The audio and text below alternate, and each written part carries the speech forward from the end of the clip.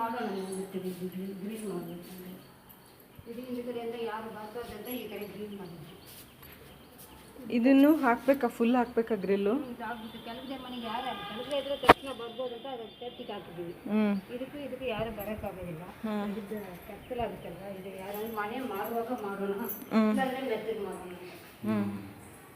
ಇದೇನು ಅರ್ಧ ಬಿಟ್ಬಿಟ್ಟಿದ್ದೀರಲ್ಲ? ಅದು ಗ್ಲಾಸ್ ಹಾಕ್ಬೇಕು. ಈಗ ನನ್ನ ಮಗನಿಗೆ ಇಲ್ಲಿಂದ ಮೇಲೆ ನೋಡ್ಬೇಕಂತೆ.